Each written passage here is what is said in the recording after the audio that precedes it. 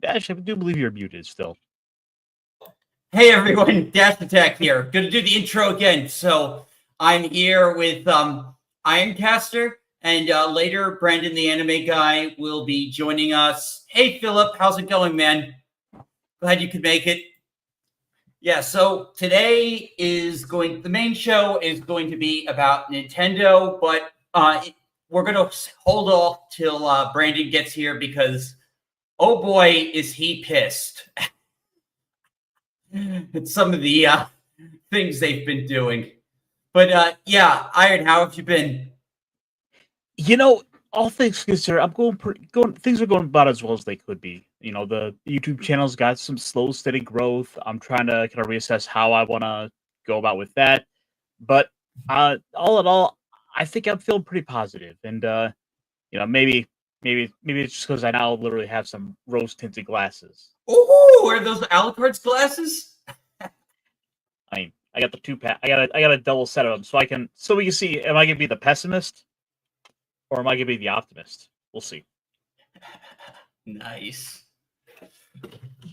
Oh man, I bet you Brandon already owns a pair.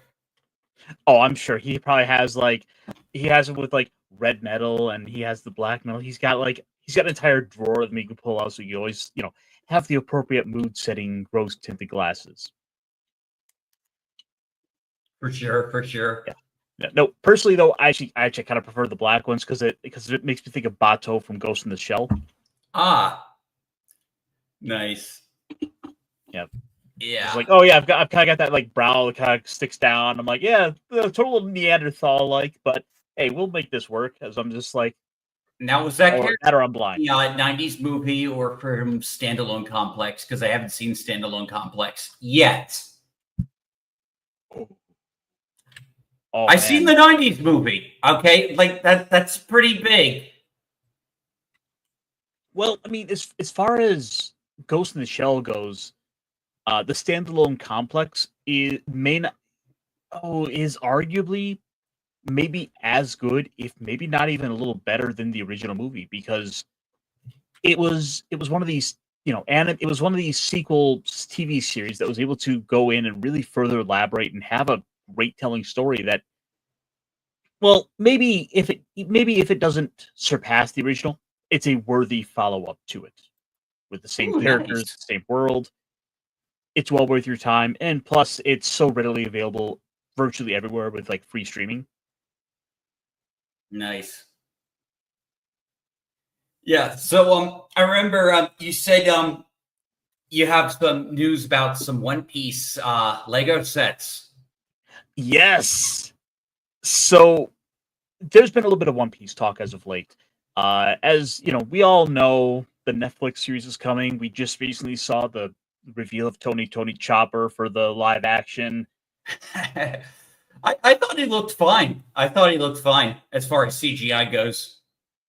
Well, it's one of those challenges because you got to make sure he's gonna be cute enough to work. Because at the end of the day, he is a mascot character. It's basically the Straw Hats, Jolly Roger, and then Chopper as far as merchandise goes. Yeah, at least when he's in his cute and cuddly form. Oh yeah, no, I've seen backpacks galore, the hats, all of that. And with that said, merchandise is the name of the game. And if there's any one thing that people out here seem to really, really enjoy, it's getting those Lego kit tie-ins. How many? I bet someone who's a big adult Lego collector. That would be kind of me. I have some sets. I don't, Lego was a part of my childhood. I don't get too many because they're expensive. But I remember during COVID, we built a one of the first order sets during COVID. Me and my dad, we worked on that, and it's I think it's still up at their place. So, that's great. There's all kinds of memories always attached to those kits. I still have some fond memories of the castle set from the 90s that I got for Christmas or Easter. Oh yeah, for sure. For me, it was all the Bionicle figurines. For sure, I was really into Bionicle. isn't it crazy how Bionicle sort of became like this cult hits like thing that has kind of taken on a life of its own? Yeah, like even though it's like discontinued, like people still Wino was really cool. Did you ever see Terminator: The Sarah Connor Chronicles?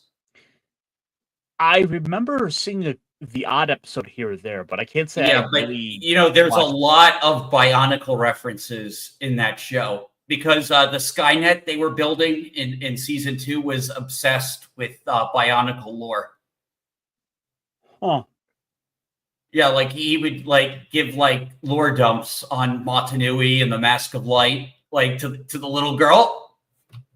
It was kind of cute. Yeah, turns out we just like dumped a bunch of pop culture stuff into the AI and we didn't quite know what was going to come out of it in the end. Turns out it Uh, really liked Bionicle. You know, I've seen those kits they put out where they're trying to like sort of do like the modern throwbacks to those, but they're not the same. They're not the old Bionicle kits. Hey, Manos. Yeah, Hello. yeah. I know like they've tried to make Lego has tried to like copy Bionicle without actually like calling it Bionicle, but they've never nothing else has ever really taken off the same way. No, and I feel like they're due to just go ahead and do it. I mean, this isn't this like the 20th anniversary of Bionicle or somewhere thereabouts. Oh, it must have been. It seems about 20 years for sure. They should. Yeah, it's totally ripe for a reboot. No, actually, we're past it. It started in 2001. Watch like that. All they have to do is announce new Bionicle sets. They fly off the shelves in today's day and age. Well,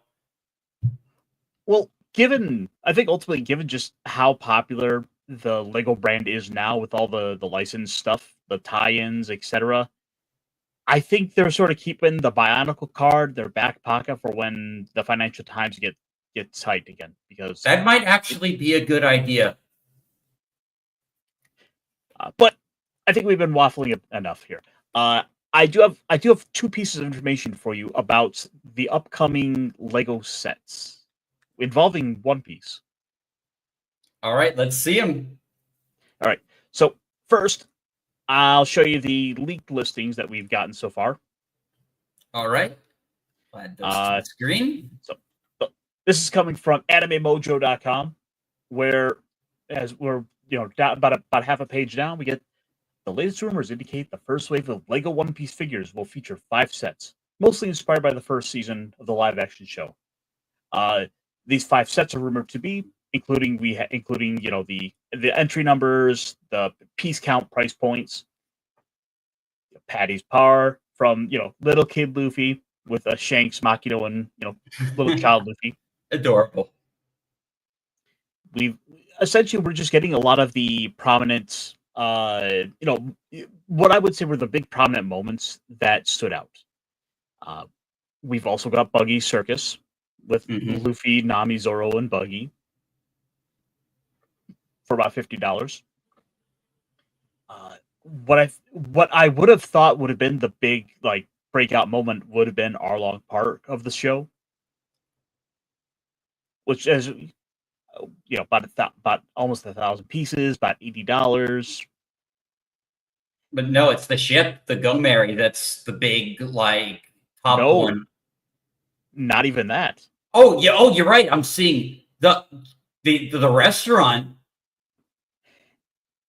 I'll be honest. I was not expecting that. I thought they were going to go all out for the Going Merry, but the Baratier, that's a little bit of a surprise to me. I mean, it's a cool place, but it's not really what I'd expect. Yeah, same. And especially for $300. But then again, considering that the Legend of Zelda got a $300, Deku Tree kit, I really shouldn't be surprised. Yeah. But furthermore, that's not the only little bit of this story I've got for you, Dash. Oh, do tell. Because apparently a Chinese leaker has shown us some box art for the Going Merry. Ooh. Are we allowed to show it? I mean, should I show it? Yeah, let's do it. Okay, yeah, we'll be naughty. Yeah.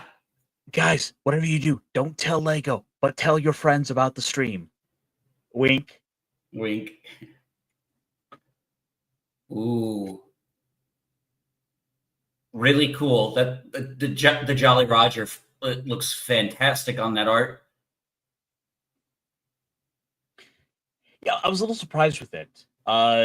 Something about just the yellow sail. I wasn't quite expecting that color for it, if I'm gonna nitpick. But this is, I think, the kit ultimately that I might actually pick up just because, well, I've always kind of grown up being that One Piece fan myself.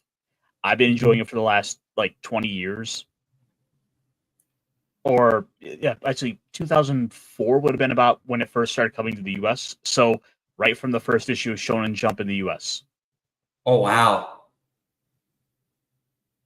Yeah, Yeah, that's really cool, man. It's almost like me with Sonic, like just like, it's been around that time. I've been a Sonic fan for around like almost that time. Oh, man. I tell you what, Sonic, I could go back with Sonic because I remember getting to read some of the early Archie comics when, we're talking mid 90s. Well, yeah, those were really big. They were really silly in their own right, but they were ultimately just kind of fun. And it's just crazy how big that world ultimately got to be with those. But ultimately, I guess with the Lego kit there, I don't know what I was fully expecting for what the final design would be. I mean, obviously the ship, but what that would come across as, and I don't know, it's just that wasn't quite what I was expecting, but I don't hate it. Yeah. I think it'll sell well regardless. Oh, for sure. One Piece is up there with like Harry Potter as far as like number of books sold. Yeah, kind of jealous how it kind of overtook Naruto. Because Naruto's like my thing. Well, the thing was, I was sort of the flip side of that coin. For years there, I remember Naruto. I was that kid who kind of was like, guys, One Piece is. Meanwhile, Naruto was the big dog around as far as the big three anime. Like, yeah, I was sort of that One Piece apologist, like, sitting there on the sidelines, like, guys, trust me, One Piece is fantastic. This is great. Like, just wait until you get 400 chapters into Water 7. It is the greatest manga. And then they look at you, 400. I'm like, yeah, that's only 20 volumes. Oh man, it's up past 100 now. Issue or chapter 1150 just came out. Chapter 1050. 1150. Holy moly.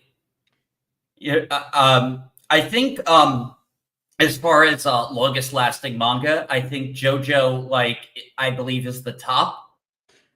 Well, would that really be fair to say, though, considering all the hiatuses between the arcs? I don't know. Because, yeah, it's been around for a long time, and I've certainly enjoyed my share of JoJo. But yeah, I do have to point out to say, like, is it really fair to say that if we have, 10 years between the last arc and the new arc? Yeah, I guess there's a lot of mangaka take breaks, especially when they're doing really really long stories. They'll take breaks. Didn't the author of Berserk take a lot of breaks also? At least originally.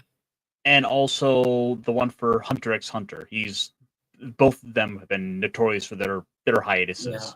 Yeah. I actually just watched the first episode on Netflix not too long ago. I noticed they're taking shit off. Hopefully Hunter x Hunter isn't one of them. But since I think Viz handles that property, I think that one should be safe. I really wouldn't be surprised to find that out. Though it would be interesting to see the shake of things. I don't know if and like I don't know if you happen to have seen this, but there was something said that like Crunchyroll effectively has like 75% of all anime coming out of Japan. Fuck. I'm sorry. Yeah, I mean, it's just I'm waiting. They need competition, dude. Like Sony, like they're not only like gobbling up all the anime rights, they're like opening it up for sanitization. Which is why I will still pay for High Dive, even if I don't have a show in that particular season that I'm watching. Absolutely, I've been paying for High Dive even while not watching it, like all this time, and now I have my new TV. I can enjoy High Dive for all I want. I'll get the dark plus size elf. Oh no, the dark elf one, and then the plus. They have both, so I merged the titles. It is the land of elves. In fact, I think they even have like Otaku Elf. Nice. Which I don't know. Have you seen that one? No, I probably not. But I need to catch up on the Made in Abyss movies. I need to catch up on the Made in the Abyss movies and start that second season at some point because I need to get fucked in the head really badly. Oh man, that first season, like it got fucking dark towards the end, dude. Oh man, it's one of those shows I've managed to avoid seeing, so I don't have the familiar. Oh my sweet summer child. Not saying anything. Wait. All right, let me go to Annulus just to look it up. Made in Abyss. Oh, it's kind of cute. Oh, I think I've heard of this. You've never heard? Oh yeah. So like it's don't let the art style fool you. Like it takes some turns. Yeah, it's just about one little girl and her little robot friend going down a giant pit of God knows what's down there. I see Lofty Pixels gave it a 10 out of 10. Oh, nice. Of course. Of course he'd like that. Oh yeah, like that is right up his alley. It's very like emotional. Especially the rabbit girl's backstory is pretty fucked up. Like she's adorable, but oh my god, like I don't want to spoil it. Let's see. Looking at the scores, some 33,000 people gave an 8 out of 10. Some 54,000 gave it a 9 out of 10. And another 34,000 gave it a 10 out of 10. So this is people love this. Like, it was it's like one of those like, it's kind of like it was kind of like Goblin Slayer, except the shock value put a little bit longer to like really like set in. Where like, how a lot of people got like kind of like a false sense of what the show was going to be when they started Goblin Slayer. That, or was it Redo a Healer was the other one like that got everyone saying, oh my god, you guys look at this, it's so dark and messed up. I still haven't seen it. Same. I don't know. I don't know if it's just because like there's that little hipster in me that's always like, I don't want to just go check out the thing that everyone is saying is popular, But it earned it, dude. It earned it. Trust me. Trust me. The people are giving it good because like it really hits that hard. Go in, no expectations. I might just have to do it just based on, your recommendation and the fact that I've seen so much, positive love for this show. The only reason I pause is because I'm sort of looking at my list of unfinished animes that I haven't. Oh, I'm sure your backlog is as big as my gaming backlog. I'm looking at the list here. There's some 500 titles. I said, yeah, I want to watch this one day. The planning list is just unreal. I'm just waiting till Crunchyroll loses the rights to everything. Oh man. Hopefully Netflix or Amazon or step up their freaking game, and hopefully they don't cuck out like Uber Black did. Yeah, I know. I remember you were so excited for that show. I was so excited, and then down. Like, oh, they're not actually going to do like the dark sex stuff. Like, oh, it's like it just becomes another fantasy show. No, this was supposed to be Berserk with like a Shota elf like dude seeking revenge on the people who killed him. Ah! Oh, I had to. And then he stoops the girl at the brothel, and he's like, "Oh,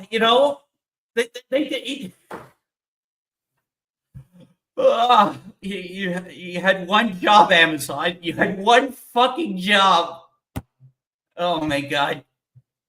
But no, I digress. I have something we can watch while we're waiting for Brandon. Okay. So we saw the PlayStation third-party state of play, which it was mostly third-party and just like a very like poor teaser for Ghost of Yotai with no gameplay. But we also got our first glimpse at James Bond. Oh, were you there for this? No, I was able to kind of sneak in for a couple of minutes and catch you there, but no, I haven't even seen this. I just barely caught that like the 007 First Light was a thing.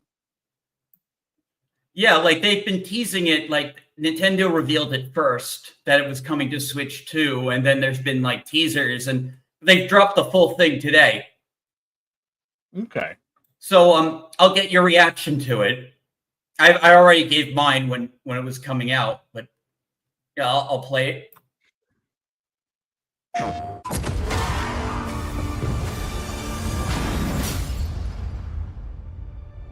His parents cut their own rope to save him. He watched them fall, then found his way off that mountain.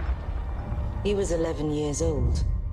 He then started a grand tour of every major boarding school in Britain. Always at the top of his class. Always at odds with authority. Same thing in the Navy. His superiors all praise his instincts. And they're all in need of early retirement. Nobody knows what to do with him, Mom. No, and I suspect he feels the same way. But what he did in Iceland... What he did in Iceland was insubordination. It was ill-disciplined, utterly reckless. He only survived thanks to blind luck.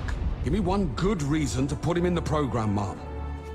I think you just covered them all, Greenway. It's really quite simple. Bond is a bullet without a target. Let's give him one. Everyone's saying he looks like Tom Cruise, and that was my initial reaction. So my first initial thought is this is sort of this reminds me of the Daniel Craig the Casino Royale, which was where that movie was largely like supposed to be the very start of his career as like a fresh new recruit. But then those later movies immediately went to, well, now he's too old. But okay, a couple things immediately stand out to me. I like the fact that he does have the scar, which in case you didn't know, the original character design for James Bond, the one that Sir Ian Fleming had depicted, he did have that scar. So this is something coming right out of the original pulp novels. Like, oh okay, yeah, I don't think that's something the movies have done. Like James doesn't normally have a scar. Nice. It's good they're borrowing from the book. I'm sure they're going to borrow a lot from the movies too. Oh, they should. Well, I mean, actually, the thing is, a lot of those movies are all based on original novels or thereabouts. So basically, almost all of them, up until I think the Daniel Craig movies, were all based on a novel, roughly.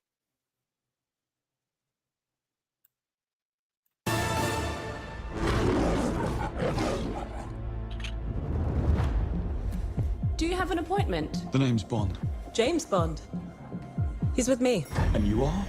Don't think we've had the pleasure. Now let's not get ahead of ourselves, James. Q. So you shouldn't have.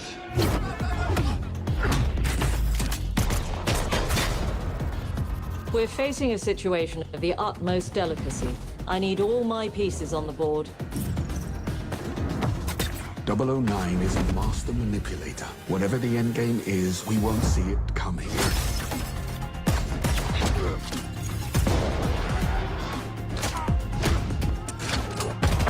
What's a John Wick shit happening? Jet lag. Gets me every time. She's not your... He's got the... Oh, sorry. Yeah. Uh-oh. Yeah. Oh, yep. I'll get it back. But yeah, he's got the Bond humor. Jet lag. Gets me every time. And something I picked up. She's an asset. With respect, Mom. To hell with that. Oh, not this car. Oh my god, it's not the classic car.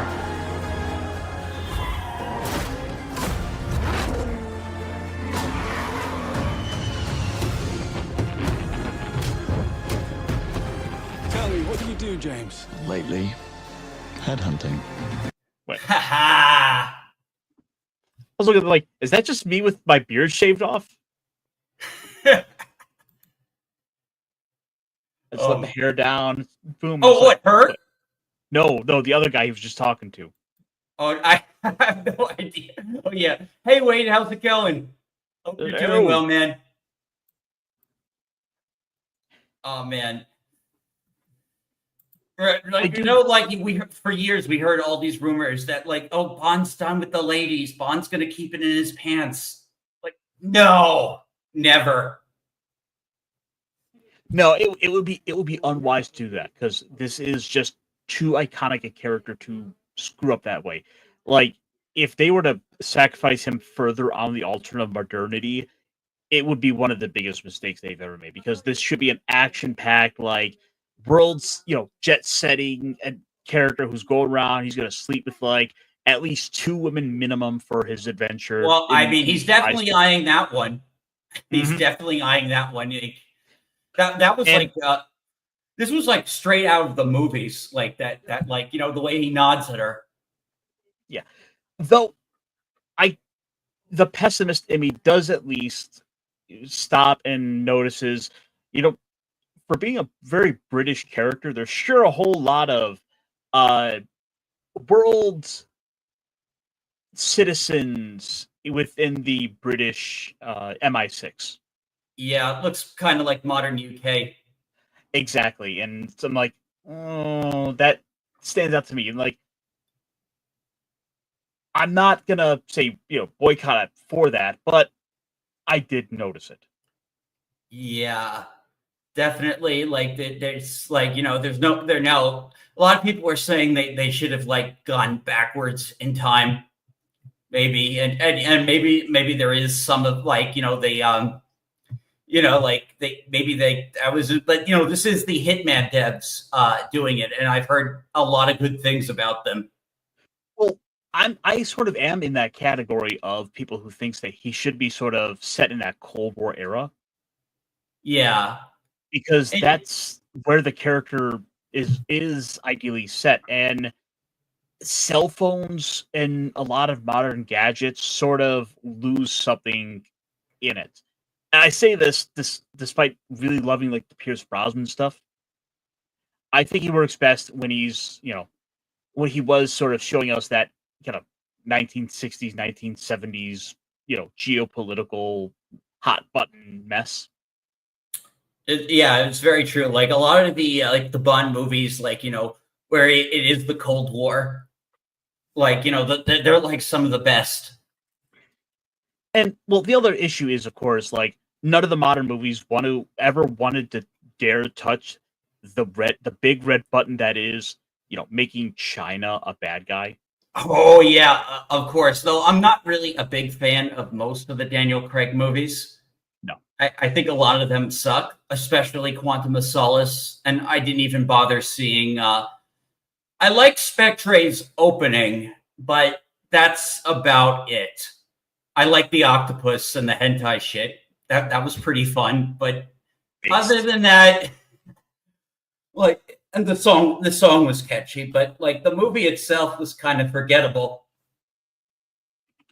What was the Bond song that Adele did? I'm not sure. Skyfall? Yeah, uh, that was about the one Bond theme from the Craig era movies that I thought was superb. That's one I will go out of my way to listen to, even though I was never really a big Adele. I never really got into Adele. Oh, you know my name was rocking though. That's like one of the best Bond intros ever. Well, I mean, like of the modern era, at least. yeah, I know. well, Like, oh yeah, no, there are some great ones, and it's one of those ones that I would say is probably within the top 10 Bond themes. oh man, I remember like when I was back when I used to be a little bit more of a regular, like, or a semi-special guest on Toxic Tuesdays when Nick did his Bond stuff. Like we had these like debates and talks about our favorite Bond themes. I don't know. For me, I think the top one is going to be Simon Carley's "Nobody Does It Better." Oh, I've never heard that one. Oh, gosh. Simon Carley has the voice of an angel, and ultimately, it's her basically saying about like, you know, you know, uh, you're the best. How do you do the things you do? I feel bad for the rest because you make it. You don't. No one else stands up as good as you. This is a song you want to have. You want to have a woman, singing about you, like, baby, how do you do the things you do? That sounds very, very Bond appropriate. Mm-hmm. And anyway, let's finish this up.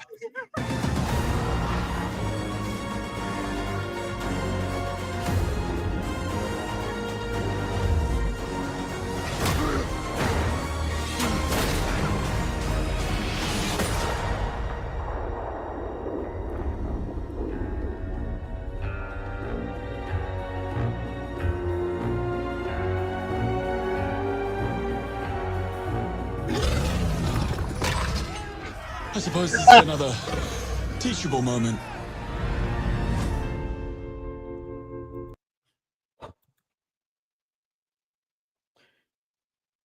I don't like the fact that it was mostly just like, hey, here's essentially the plot, essentially a glorified movie trailer.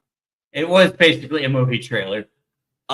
Worst case scenario, though, I think this will make, if nothing else, I think it's gonna have a fine story, and I think it's gonna be perfect for one of my favorite things to do when I'm sick, which is go throw on some like YouTube like movie version of a game. Like, I would often go and find like basically one big long movie version of one of the Metal Gear Solid movies, and it'll be like a whole like playlist of those.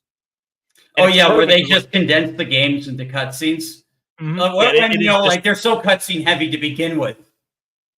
Oh, exactly, and it's perfect because like you pass, you start watching. Here he is. Here he is, kind of like going in. He's doing his little scuba dive stuff, and you're like, and then you kind of pass out. Yeah, this is And then, definitely a streamer game for sure. This is a streamer game.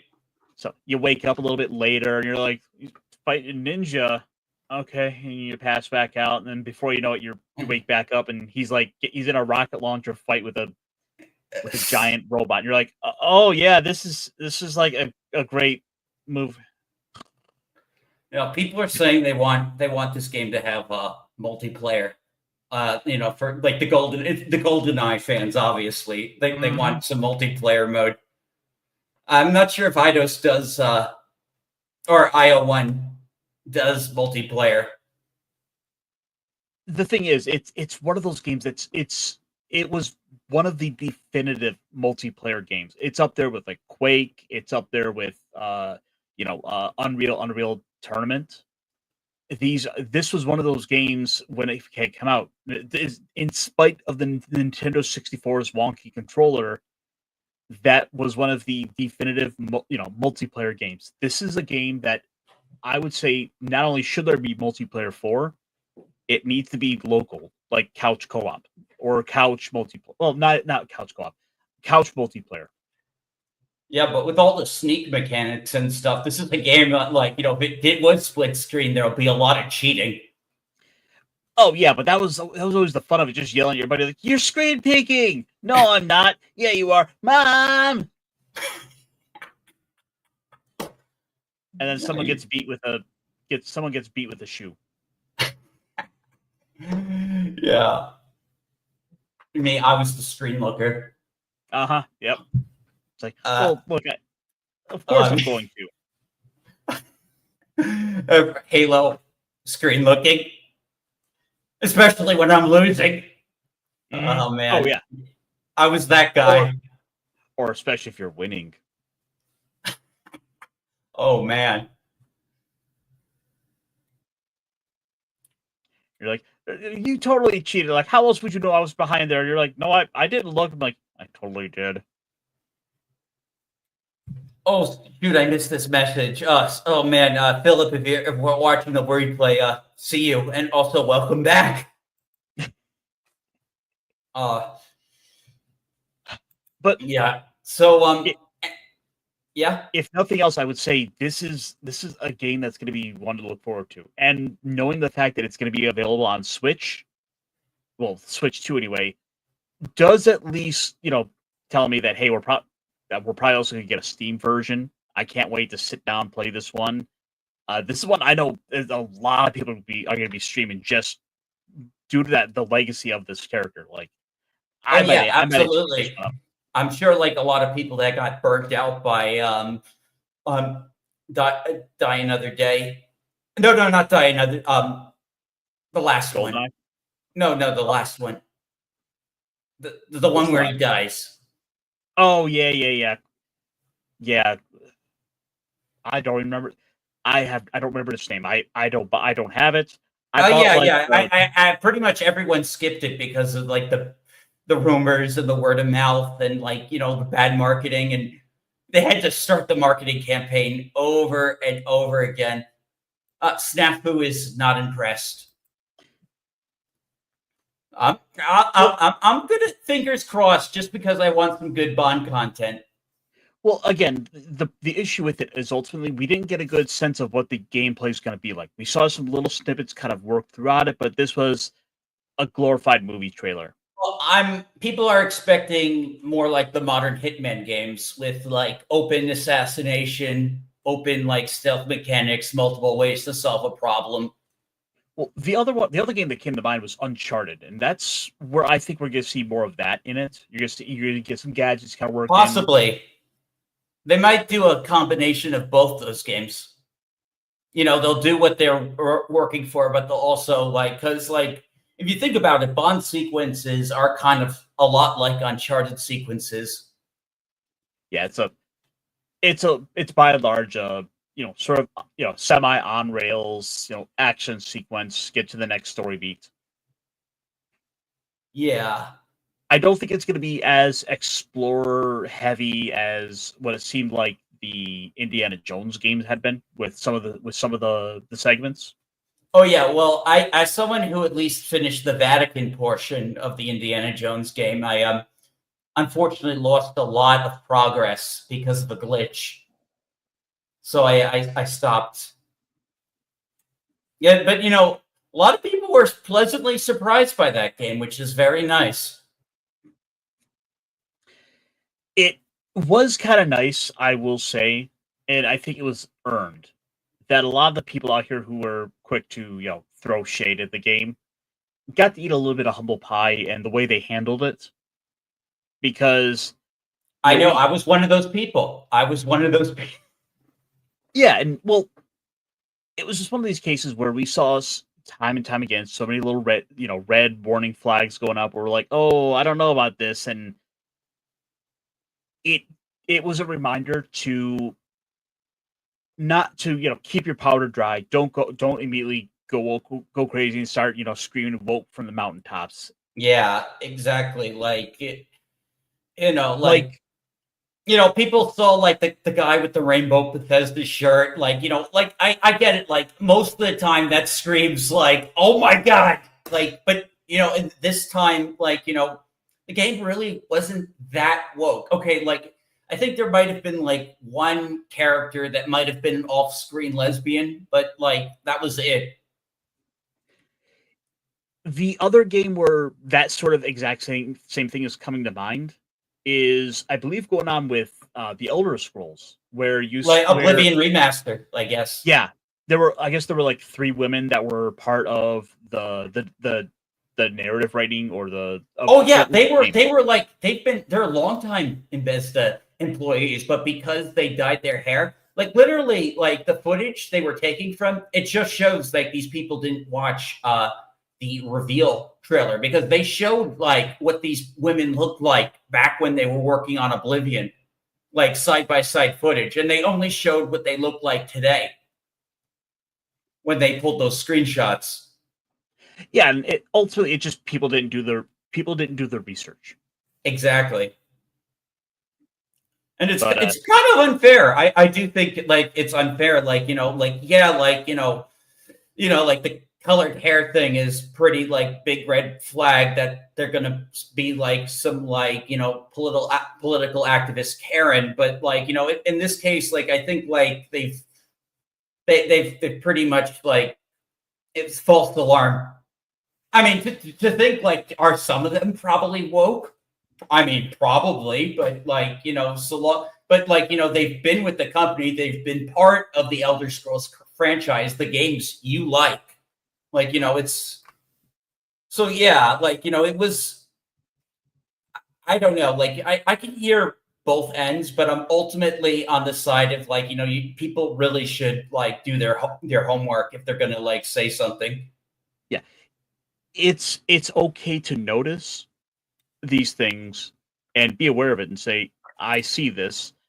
Let's wait and see if these bright colors on the frog are in fact going to be poison or not.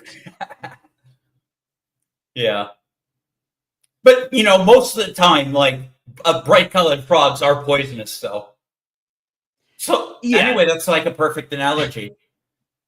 Because I guess there are ones that aren't poison. Yeah, in fact, I think I've seen some kind of brighter green frogs around here, and I don't think they're poisonous. Interesting. Why does older PK have a laser rail? I don't know what. These ladies have been. They're married and older. Well, the fact that they're married is probably like a very good sign. But then again, Kathleen Kennedy's married, and look at her.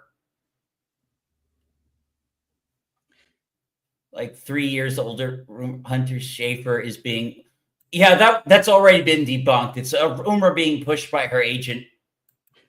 Which, when you step back and think about it, that's the agent's job. Their job is to get you work. Yeah. Yeah. Let's see I kind of see what you're saying with the site. Wait, like, did they have the gun wrong? Is he holding the gun wrong? No. If anything, let's give them props for proper trigger discipline. Like, immediately, like, hey, that's something that is always quick to point out. Like, people always make the mistake when it comes to guns. To fingers always on the triggers. Like, no, unless you're shooting, you really shouldn't put that. You do not put the finger on the trigger. Well, I mean, these guys made an entire game series about a bald guy that shoots people and shoots chandeliers on people. So, like, I think they know a lot about proper gun safety. Oh, I see what he's saying. Yeah, underneath the barrel, there's that little bit of the what would be the tactical rail. I don't see it. It's very slight to see. Like, you see where that little square on the side of the gun, like right here where my mouse is, which isn't showing up. Then let me okay, like right here, up to the right, just a smidge. It would be like just right. Yeah, that right there. That right there? I'm sorry, no. Literally the side. You see that little actual square, that little rectangular shape on the side of the gun. This is so hard. Just north of his finger. North of his finger. Okay, right here. This thing. I don't Yeah, see. I see I don't it. see the. Yeah. Just beneath that, there's a little bit of kind of like a kind of tooth. Yes. Yeah, this thing. That right there. That would be the rail that you could put a lot of like accessory that you could put accessories onto. Ooh. So you can upgrade the guns in this game. Either that or someone just did that with the gun because that was the model they had, which is possible. Games do that sort of stuff all the time. Yeah, I know they got a Golden Gun homage right here. Mm-hmm. Let's see. It's a Oh, yeah, it's skin for like either a sign up or a special edition bonus.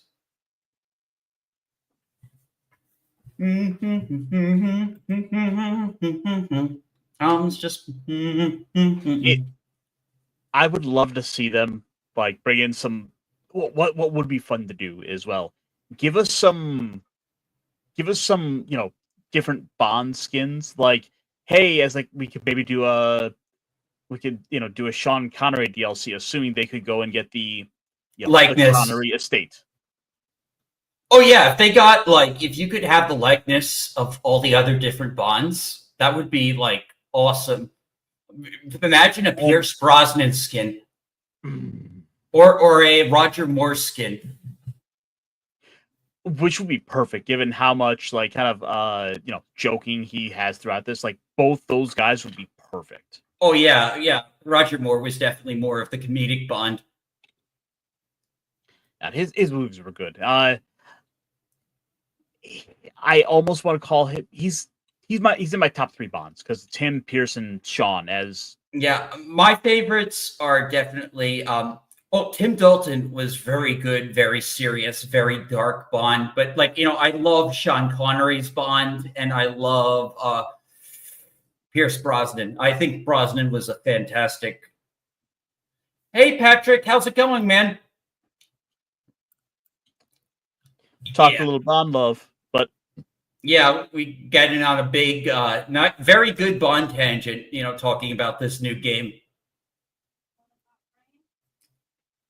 Oh yeah. But hey, fingers crossed. And you know what? Ultimately, though, even if they can't get the rights to the actors' likenesses, the modders are going to pick that up. So that's one more reason you can pick this up on PC. Oh, definitely. I don't normally mod games, but I'd mod for those types of skins. I would definitely mod that'd be really cool. And I will make sure not to play the Daniel Craig version. No, as far as I'm concerned, it'll be the least downloaded. Like I'll download the George Lazenby mod twice before I download the Daniel Craig. Nice. Oh, not having a good day. I'm so sorry. Oh. Yeah. So, was there any other big titles that came out of the PlayStation Direct from today? Like big titles? Did you see the Bloodstained? No. Oh, okay. Yeah, let's go for the let's get the Bloodstained.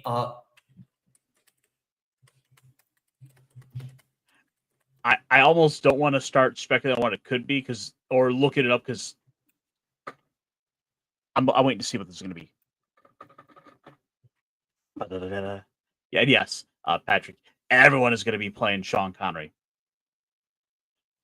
Like, I have to assume it's probably not Bloodborne coming to PC because I feel like it would have literally caused X to shut down.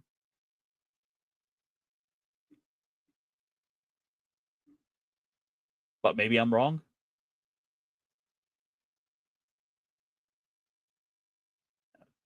Dash, I think you're muted. Oh, am I muted? There you go. There you go. Now I hear you. No, I haven't. No, heard my mouth was just open, I guess. Okay.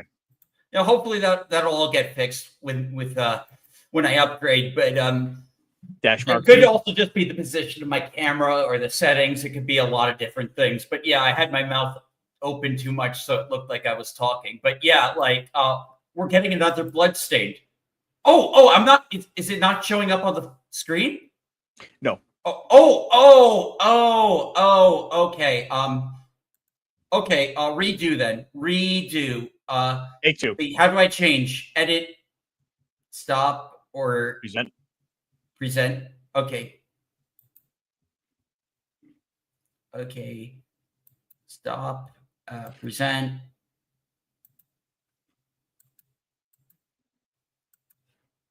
But no. Yeah. Yeah. So yeah. Start over. Okay. So at first I didn't know what this was. The castle has been sighted again. So your first thought would be The Church's Castlevania. orders are absolute. Oh yeah, that's the These first thing I saw. sacrifices Like for a must be Castlevania stopped. clone, like another one. But I didn't know it was Bloodstained. Break its gates and Oh. exterminate the creatures that dwell within. We're getting co-op. The demon lord himself will fall Yeah, by it's our giving hand. you a Portrait of Ruin vibes, huh? Mission will test the limits of your courage. You will face horrors. Honestly, beyond it your looks better darkest than the original imaginations. Bloodstain. Beasts It really does. that defy reason. Creatures born of pure darkness.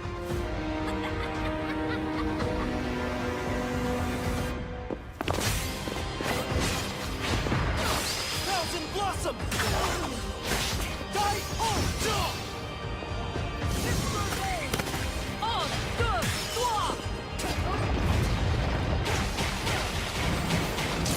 I'm all on board. Oh yeah, I'm there. Nice.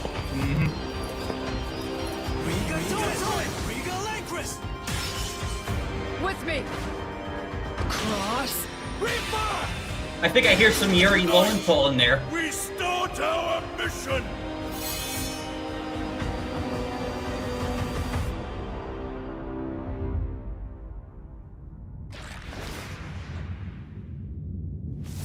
Okay, the subtitle's Scarlet Engagement. Very, very cool. So, a couple of thoughts immediately.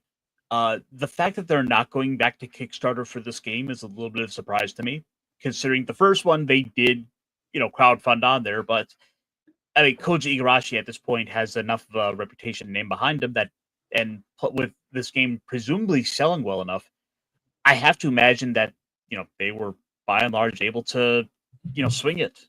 Well, like the Kickstarter was a massive success. They made even the little backer game that they made got a sequel. Yep. Oh, I backed it. Yeah, the Curse Curse of the Moon Ritual, the one that's more like classic Castlevania. Oh yeah. Yeah, Though so I'm wondering, I think it says who the publisher is. One thing that did kind of stand out, I noticed at the very end, was we only saw a PlayStation logo, so I do wonder if this is going to be a Sony exclusive. Maybe. Because that little title logo there that showed all the the companies, everything involved, you only saw the PlayStation logo. You didn't see Steam, you didn't see Xbox, you didn't see the Nintendo Switch 2, but you saw Sony, and it's let me speculate and wonder, will we get this one on other platforms? Probably, since the PC revenue has become part of PlayStation's strategy, and they have a lot of losses to recoup. Oh yeah, because we have a half dozen live service games they've gone and shit canned now. Yeah, and now the one that they didn't cancel is going to get canceled because of plagiarism. Oh yeah, that one hurts. You Oh almost man, feel bad. Bungie. I honestly think Bungie's going to get shut down at this point, which is a sad way to end. Yeah. Oh, what a shame. Yeah, but yeah, I noticed like one of the thing is like most of the games were Japanese this time around, mostly third-party Japanese games. Like there was like one Western slop game possibly like in there, and it wasn't Bond. Like it was just them like a lot of the weird trashy indie stuff like that they normally like highlight in a lot of their showcases, like Goodbye Volcano High. If they're smart, they'll just let these Japanese studios be the weird, quirky Japanese studios that build these massive like global audiences. Because the more you interfere, the less. Yeah, the like magic let them cook. Just let them fucking cook. Like don't get in the kitchen. Like all this like you've had it your way for like 5 or 7 years. Like just let these devs do their thing and like stop being so corporate. Just let them develop and reek in the profit. It almost seems to me that we're getting a little bit of that gothic resurgence in terms of definitely. I think with like a lot of the Souls genre is kind of like, and that Bloodborne itch is also like really bringing it back. So for sure, we might even get a new Castlevania at some point. With Konami like semi-redemption arc coming. I almost want to put my hope on that, but at the end of the day, ultimately, Koji Igarashi made Castlevania the franchise that I enjoyed, and he's doing Bloodstained. Yeah, this has like the energy, like this like really has like all the elements that I loved about the first Symphony of the Night built in, with multiple powers, multiple strategies and move sets. Like, lots of enemies, lots of drops, lots of weaknesses, like hardest ass bosses. I can't wait for it. And all you need is a giant like space god dinosaur at the top of the inverted castle, and that's originally from some weird NES spin-off game, which is the hilarious bit. It's got all the right gimmicks. It's got the right aesthetics. This is the stuff that I love to go back to and revisit. It's the stuff that makes me want to like pull out the my tabletop RPG, sit down and play through something, and like I don't know, send people off to Ravenloft, or I don't know, maybe we'll do a little bit of Monster Hunter in our Fabula Ultima game tomorrow. Oh yeah. Oh, that would be perfect for my character. That would be perfect. My my guy, the magic demon hunter. Yeah. So I guess to kind of get into that a little bit for anyone who might catch this, Thursday nights on my Discord, I run RPGs, and the game that's been kind of really catching my attention as of late, since I've kind of been stepping away from a lot of the D&D, like the big name stuff, has been this Italian RPG inspired by 90s JRPGs called Fabula Ultima. And I'm pulling it up right now. I tell you, and for those of you out there who don't know much about this, it's a lot of fun. There's, much like any good proper JRPG, your characters start out at level 5, and you get to build your character based on certain class types. But you can have a lot of the good aesthetics for your what you would expect out of a game. And heck, look at this. Tell me you couldn't see that art there as the cover of some PS1 instruction manual. Oh, hey, speaking of PS1, we're finally getting the Tactics remastered. Nice. And not just that, they're having both versions. Both the PS1 and the War of the Lions version. Ooh, Man. Yeah, so you have choice. You actually have choice. You can play like the remaster, or you can play the original. You know what? That's good on Square. That is really fucking good. Like, and if they screw it up somehow by, I have the PS1 copy right there ready to go. Same. Yeah, so I've never played it. I've never played it, but I got it at Comic-Con last fall. I found a black copy. Okay. Yeah. It's the thing is, I think like to this day, Square Enix does still sell like the PS1 game. Like they have like the Green Label Collector's Edition, and they've kind of historically been selling those for like a couple decades. Like, do they really just like sell those like out in the wild? Really? Like PS1 games? Well, I gotta look this up, but that's crazy. But yes, Fabula Ultima is a great little RPG, especially if you love anime, you love all that kind of weird stuff. You're a big fan of these JRPGs that have gone on to ultimately inspire so much other entertainment and media that we've been enjoying. This is a love letter to those. Just the art itself is like very beautiful.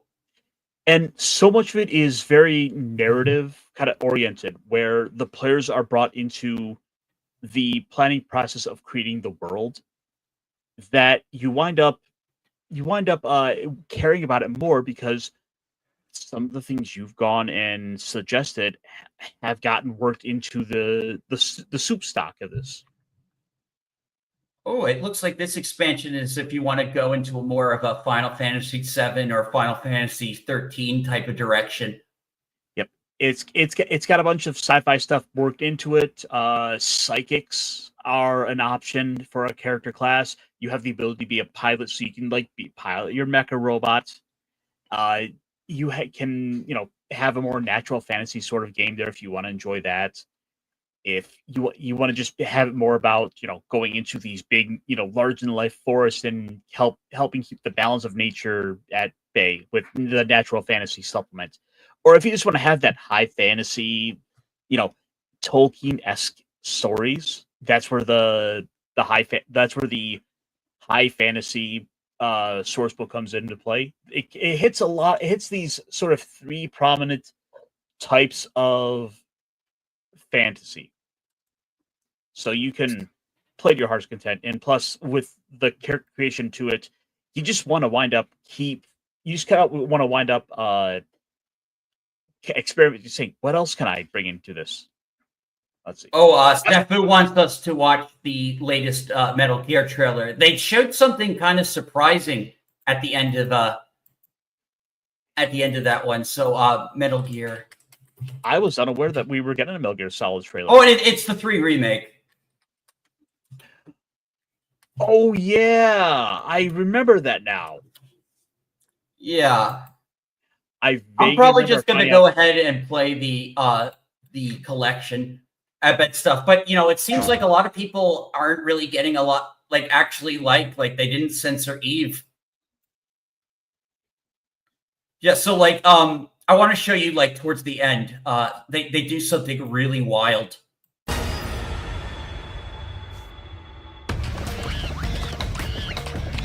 Oh, that is it. Gotcha.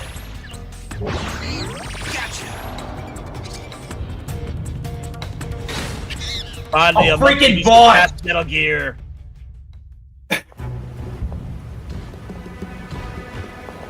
And this, I don't know what they did.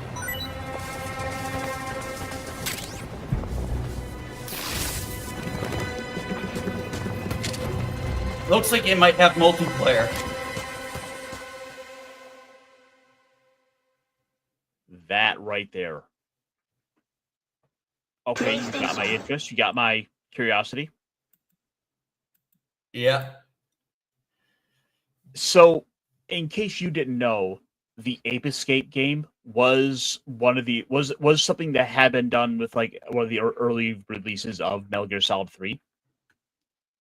Really? So that was a feature that was around because I remember those missions as sort of like a Easter egg thing to sort of help kind of fill up the something else to do in addition. I know in the 3DS version that I didn't finish, there's little Yoshis you can shoot. Yep. Wow. So this is actually a callback to the original then, but it looks like there was no giant robot monkey, was there? I never did get a chance to check out that mode, so I actually don't know if that was in there. I actually kind of don't think it was. But I do want to point out as well, like, I just want a new freaking Ape Escape too. Can we also get that, Sony? Well, I don't know. Like, there's an entire segment of Ape Escape in Astro. Oh, hey, look who showed up. Hey, Brandon. Yo, gentlemen, how are you doing? Hello. Hey, how's it going? So,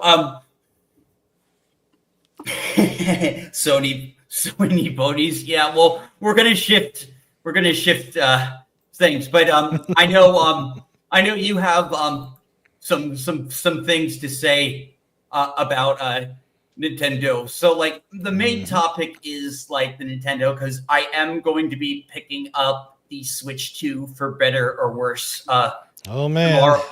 Yeah, I know. But honestly, like my mood is like pretty dampened, especially with just the pile on of all the like the news. And honestly, there's like only 2 games I think I'll probably get at launch. I might get No Man's Sky again, just as an excuse to play it. And I'm probably going to get the Bravery Default Remastered. Other than that, like, you know, I actually want to pull something. So I'm going to shift. I'm going to shift right here to my bookmarks. To the IGN review. They say it sucks. Oh. Yeah, I guess I shouldn't be surprised because IGN kind of has a bugaboo about Nintendo in general sometimes. But this actually does make sense. When they showed it off, it didn't look very, as they put it, very populated. When I think of an open world, there are 2 things you have to do. You have to have plenty of places to go, plenty of places to see, and never get bored. This looks like it's going to have that problem with that side of it. They should have just stuck with the winning formula. Do the tracks, expand the tracks.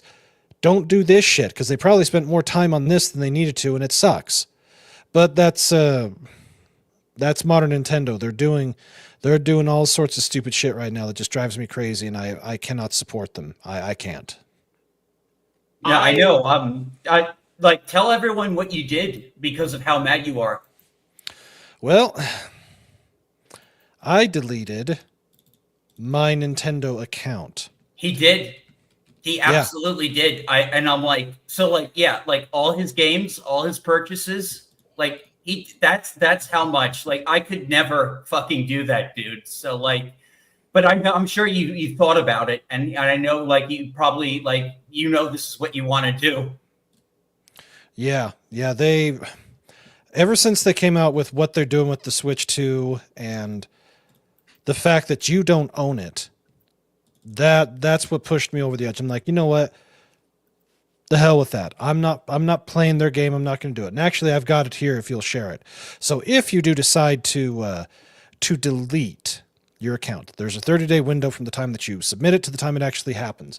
This is the final email that I got from them, and I shared it a little while ago, but I'm trying to add it. Here we go. Here we go. Yeah. So is there a way I can zoom this? There you go. Yeah. Okay. So, nickname, Anime Guy. This is a final reminder that your Nintendo account will be permanently deleted on June 9th. Once your Nintendo account has been permanently deleted, any associated data with that account will be lost. You'll no longer be allowed or able to access any games or downloadable content purchased on the eShop using this Nintendo account. You will lose any access to any eShop funds, etc., etc. And I posted on X why I did it. I did it precisely because A, you don't own the Switch, you're leasing it. That's bullshit. Especially with as much as they're charging, that's double bullshit. The second thing, cost of the games, there's no way in bloody hell I'm going to pay $80 for a base game. I don't give a flying fuck what it is or who it is. There's no way I'm doing that. And the third thing is how they're handling their upgrades for games from the prior gen to this. Oh, yeah, Charging absolutely. for them. $20 for fucking the Kirby Yeah, DLC? that's bullshit. Or buying the game and not having the game on the card, or at least the base game. At least with the original, if they did a physical copy, that was the initial final copy that would run on the system start to finish. There may still be bugs, but it's just like any other game. It's playable. It has to be completed.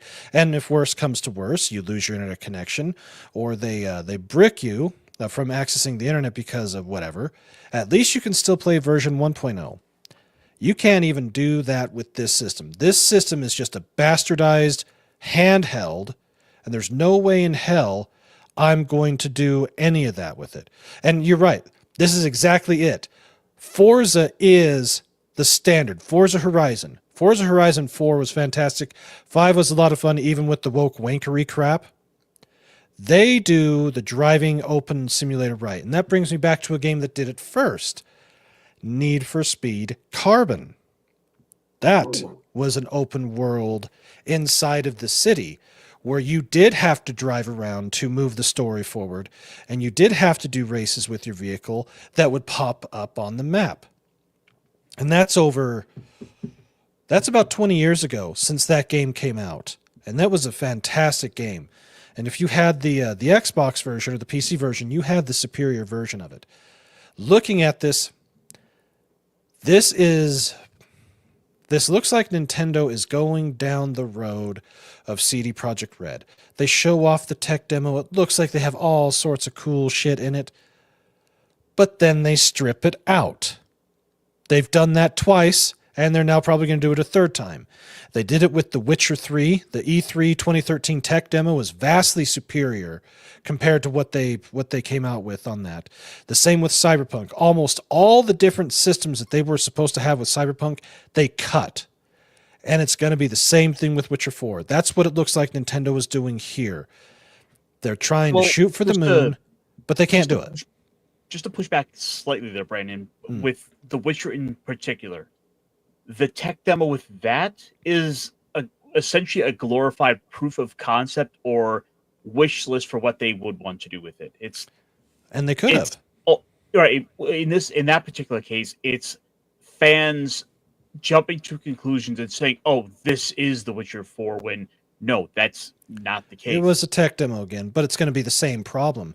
They're going to show off all the cool shit that they can do, that they should do, but ultimately they probably won't do. And that's CD Projekt Red's problem. Well, that was their big problem with Cyberpunk. They massive underdelivered. They underdelivered so freaking hard, and they didn't even become to like what people wanted until like years later.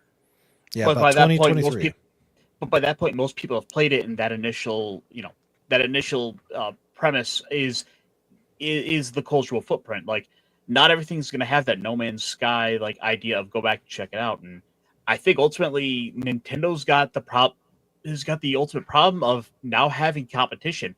No, it hasn't sold as many units, but the Steam Deck is a beefy little unit that they have competition. They can do so much more. And hopefully that competition drives them back to their fucking senses, like on a lot of this bullshit. So I want to read some of the, me, always the optimist. When I can. Wait, let's get the appropriate rose tinted glasses on for this. Oh yeah, we were joking earlier. You probably have an entire drawer of these, don't you? I need to bring my sunglasses in. I finally got a nice hair. Yes. You will have the audio card glasses, Brandon.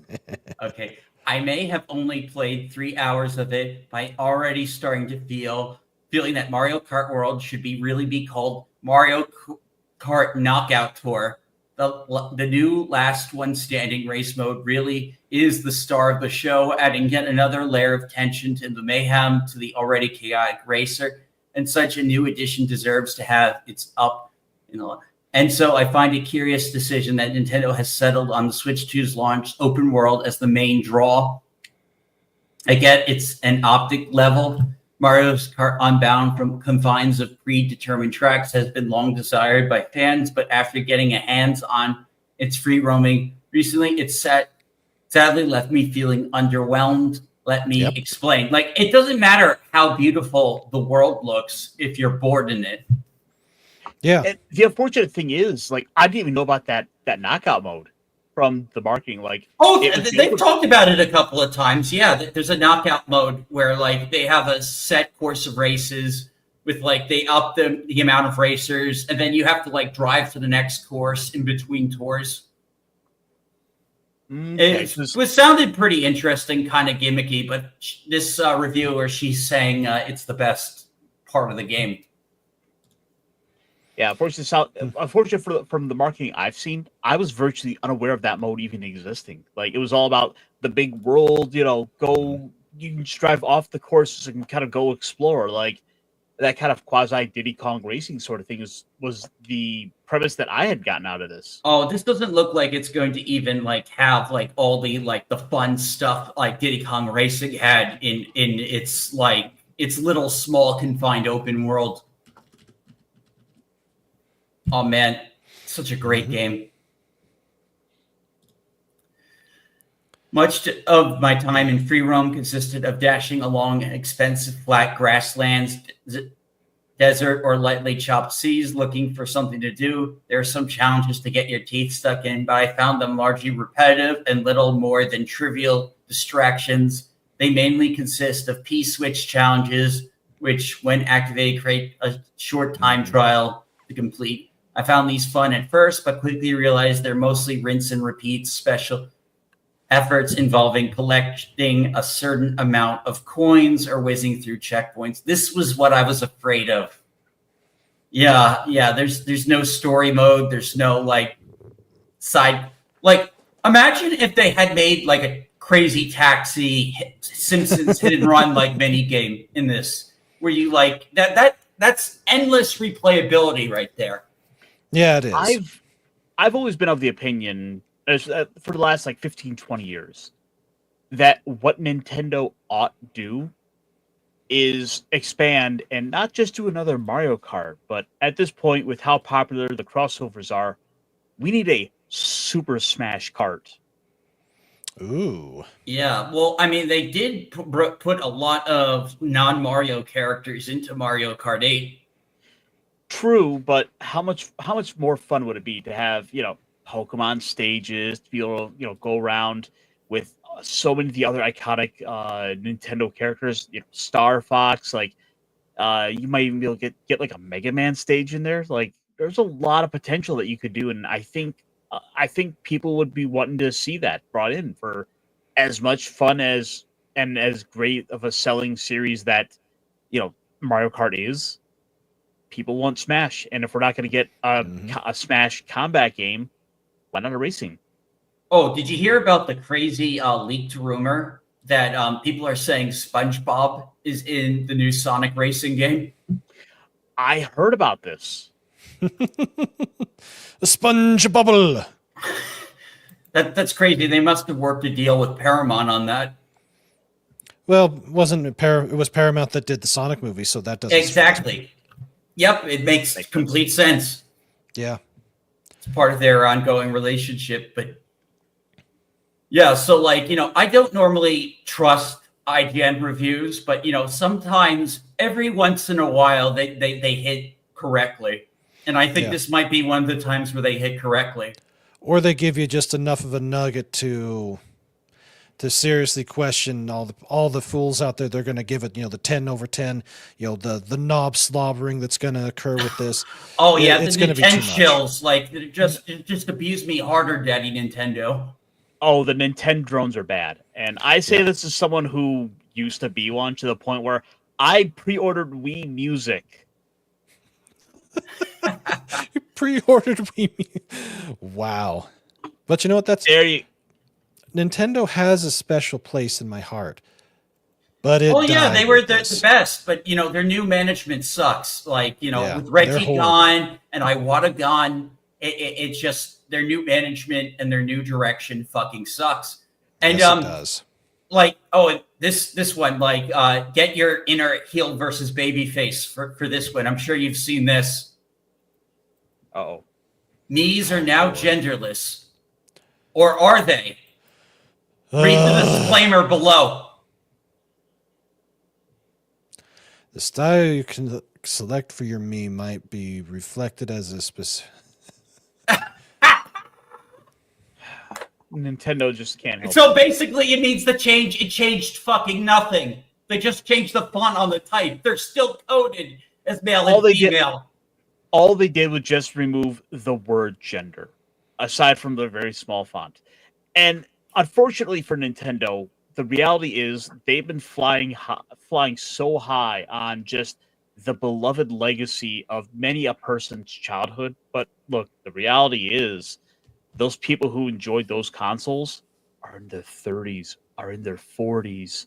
They've got 401ks to worry about. Yeah. Yep. Exactly. Like I'm like I just turned 33. Like I'm, like things are getting more expensive. Like it seems like I was just talking about this with my dad. Like I'm on disability support, but even with that, like I just feel like there's just so much like that requires fucking money. It's it's crazy. It is, and I am thoroughly of the opinion that Nintendo is unworthy of your money right now. I really do feel that.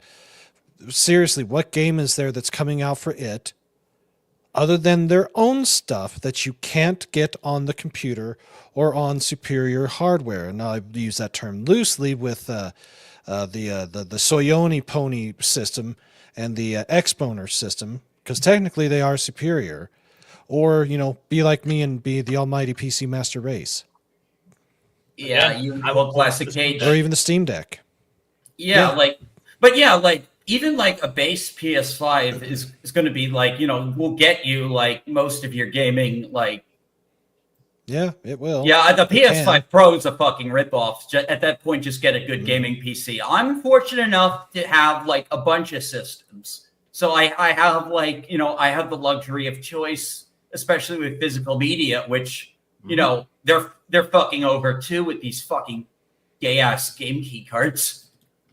Yeah, that's bullshit. That is complete bullshit. Yeah, like, I mean, like, literally, I'm going to be going to GameStop tomorrow, and I'm not going to be bringing home any physical games because of that. It's a shame. Yeah, it is a shame. It is a freaking shame. Like, I honestly, like, this Doug fucking Bowser, like, going on, like, CNBC and saying, like, oh, yeah, Mario Kart World's totally worth it. Just wait for it to come out. Well, IGN just fucking reviewed it. Says it's... I mean, the $50 they had with the bundle seems more like what the game should be priced. That's more in line with what they should be charging. Yeah. Yeah. It is not an $80 game. No, it's not a $70 it. game. It may be a $60 because that's how much the other one still costs. But yeah, it's at most a $60, and it should only be $50. They are way overcharging, and they're way gonna under deliver for what it is. But as it was, and I hope it bites them in the ass. I hope so too. I would hope so, but there's enough. There's enough Nintendo knob lickers out there that will gobble this shit up regardless of anything. And we know of a few of them because they've been super fans for forever, and they're willing to allow themselves to be bent over by them and take it up the ass because it's Nintendo, even though under normal conditions for any other system they wouldn't, or any other company they wouldn't. But Nintendo, yeah, like they have different rules for them. And so yeah, this is a meme I posted. It's such a shame. Like, as one of those, old school, childhood Nintendo, mega fans, Yeah. I want nothing more than for them to do well. But the only way I see them getting back on course and, fixing that is by having another Wii U situation. Yeah, They need or, to or have even another- a 3DS situation when they like lowered the price and created the ambassador program and gave people a bunch of free ports. That was if you never bought the the will. 3DS, yeah, but that was under Reggie and Iowa's regime. And Doug's a fucking corporate suit. It's like, he plays along with the my name's Bowser. Isn't that cute? But like literally he seems so fucking detached, like from Yeah, the gaming he public is. compared to fucking Reggie. Reggie was a real. And it sucks. The company lost so much. Well, Reggie, to his credit, he was willing to step out there and kind of have a little bit of that fun, but Yeah, he made It fun was- of himself. Like even Yeah. when like he was goofy, like he took the punches. his, And bo- that's a his great. body was ready. It sure was. Yeah. So. Oh, let's Not see. only I that, played though, like. Not only that, though, like there's been so much other problems around this, like the fact that you've had stores like overselling for inventory they did not have, so people were getting their pre-orders canceled. People probably took time off of work in order to play this thing on launch day, and they're not gonna be able to, they might not have the console, but then they have the time off, so it's kind of it's gonna screw people over in the long run, and there's ultimately gonna be a lot of people not happy with this thing. It just kind of goes to show you that at this point, probably not worth pre-ordering, especially a console these days. Yeah. And it sucks because I know how hard it's going to be to find one in those immediate weeks and months. Oh yeah, after like it's out. it was almost impossible to get one online. I was lucky just because like I went to like the last GameStop I could find in my area, and just managed to get lucky basically, just as they ran out of the Mario Kart bundle, which pretty much settled the deal on me not getting that freaking game. No way I'm paying $80 for that. What a joke. Yeah, it's insane, and all the features that they've added, we've had for 20 plus years on the PC and on the Xbox and all that stuff, yeah. so- Don't get me started on their knockoff Discord that they're fucking charging. Not even Discord fucking charges you for these fucking services. And not only that, you have essentially a dedicated button that only works if you have the service. So it's Yeah, that's a basically waste of space. It's a waste of space and it's a waste of hardware. and if A God waste forbid of you don't have- wires. and it's like, if God forbid you don't have the service to use that feature, like, and you bump that button, what's it gonna do? Give you a little pop up and tell you like, sorry, you gotta subscribe. There aren't even going to be enough people to even use the feature with. Oh, and like their fucking like webcam, like I don't show my face like anyway, because like it's kind of against the rules with VTubing. But like at first, like I remember when you were in that stream too, you were in the chat, like we were thinking about the potential for streaming, how easy that could be. It doesn't even seem like they were even capitalizing on that. It's just literally just makeshift Discord. Yep. Makeshift shit cord. Yeah, it's like shittier Discord, like that you have to pay for, but nothing can stop you from actually using the actual Discord to operate your games anyway. People like I've seen like the Geeks and Gamers crew, like they did their Mario Kart nights, like they organized that with just I just think with just StreamYards. Mm-hmm. That would be And StreamYards is terrible for gaming streaming, and they were able to work it. what a shame. Yeah, it really is. There are lots of things that they could have done right, but they chose to go down the path that's already been traveled by Microsoft and Sony, the path of shitty. Yeah, basically, this is a Revenge of the Sith moment. Like, they Anakin'd it, they were supposed to be better, and yeah, it's sad. It's really sad. They're going to need to work, like, when this eventually does, maybe it won't blow up in their face like right away. Maybe it'll take a while, but when things eventually do get back on them, they're going to need to be they're going to have to like really like work to like fix like all the damage they've done to their image.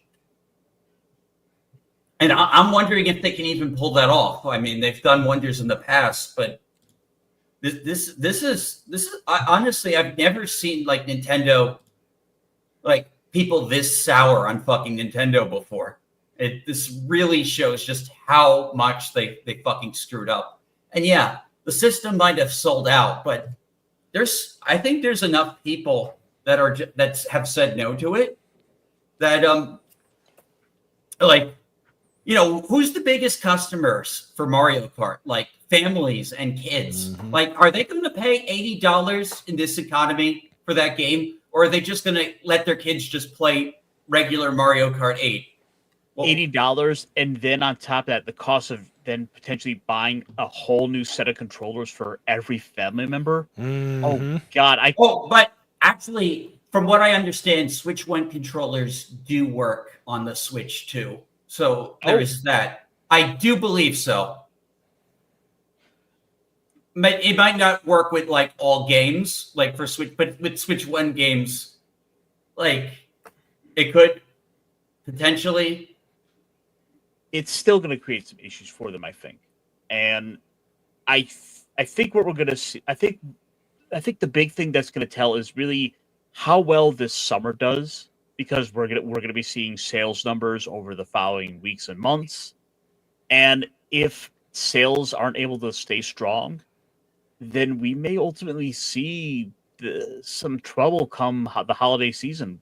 Yeah. This is going to be a big indicator here to see ultimately how well is this thing going to be received. Yeah, and supposedly they have a finished Kirby Air Ride sequel up and ready by Masahiro Sakurai that's going to release this year, that they only teased with the CGI trailer. Now, like, are they going to charge $80 for that game? For what game? Kirby Air Riders. Of course they will. Well, no, I shouldn't say that. Be interesting, because like Kirby Air Riders, like, you want to talk about racing games that had great non-racing mini games. The City Trial was better than the main game itself, and Nintendo knows this.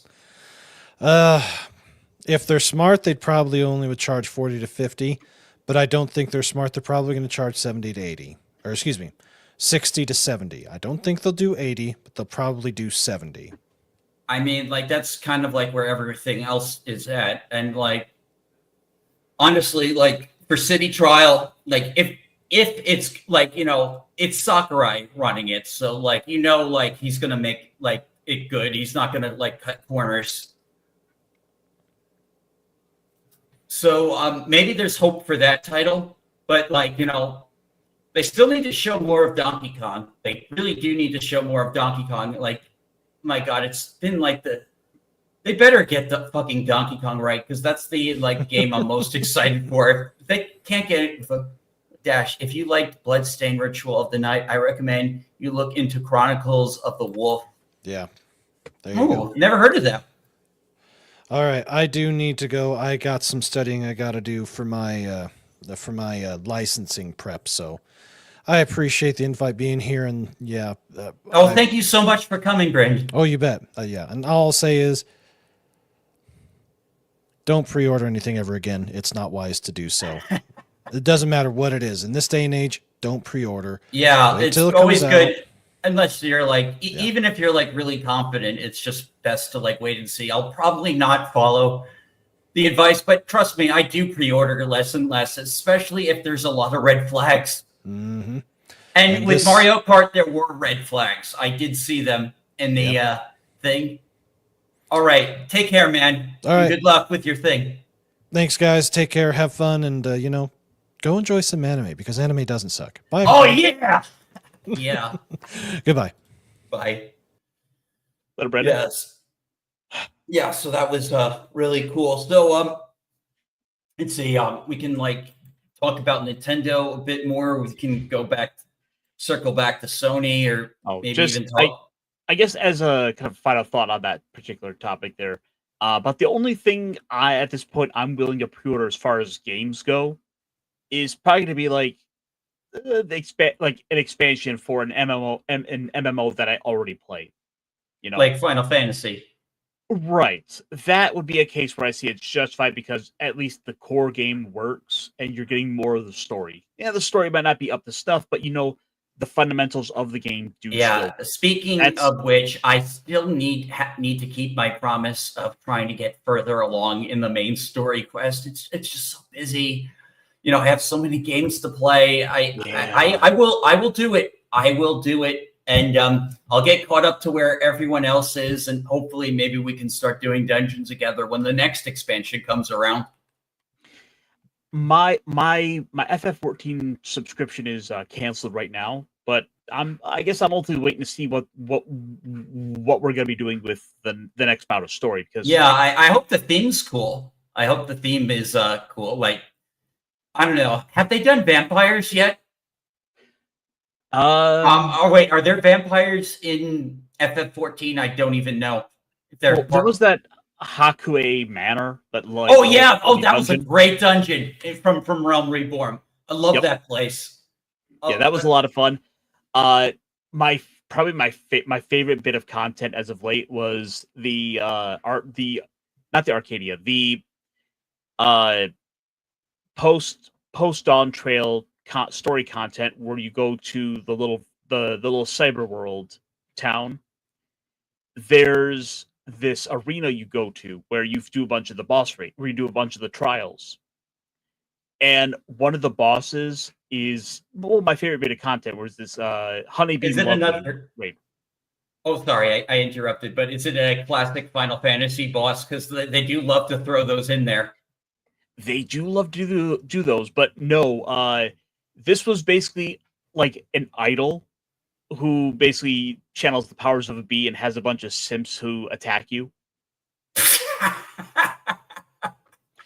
And also, it's that kind of like J-pop sort of catchy little theme, as she's singing about how she'll be the honey bee, and as long as you love her again. Basically, there's kind of that interesting little idol thing to it, where she puts on this cute bubbly personality, but really she turns into a monster if she doesn't get her way. Yeah, that's what makes the FF14 setting so interesting, because it is more of a traditional fantasy setting, but it also has these high tech and steampunk like areas, and then it has some modernity to it also. It's this very weird blend that works where nothing seems out of place, which makes it such a great kind of world to steal ideas and elements from for running RPGs like Fabula Ultima, and which ironically is a much better role-playing game than the Final Fantasy XIV role-playing game that they released.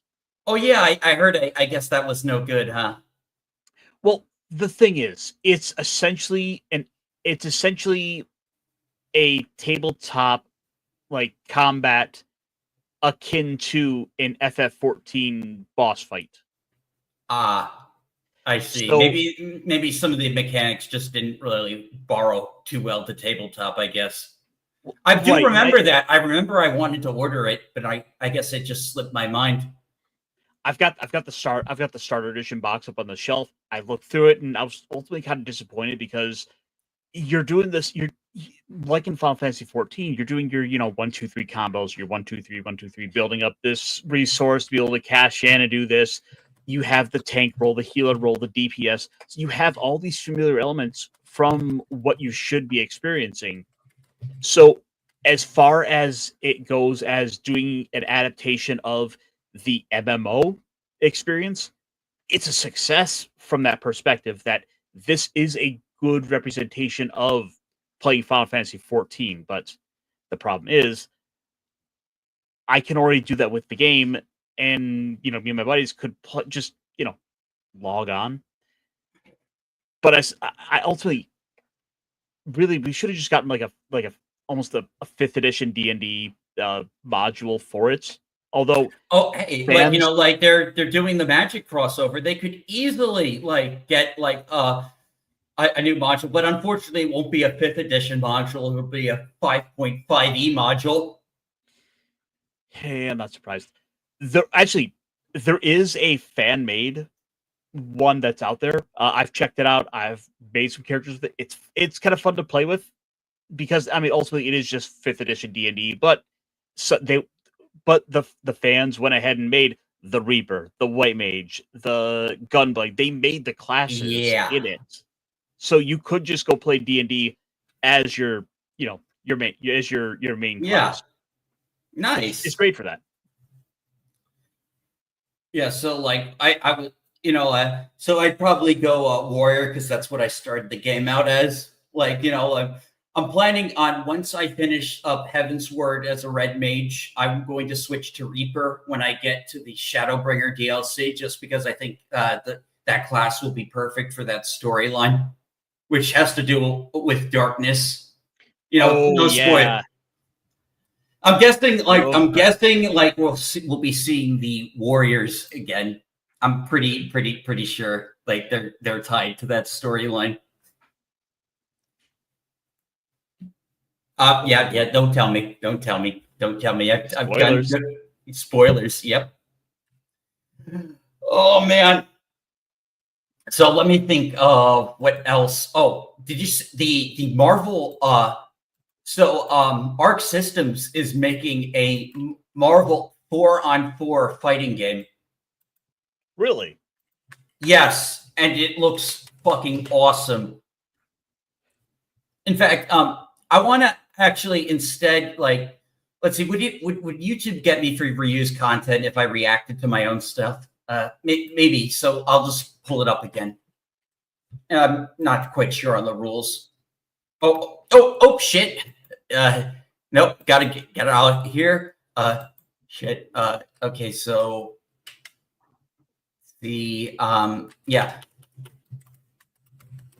Oh no. I'll just type in Marvel Arc Systems.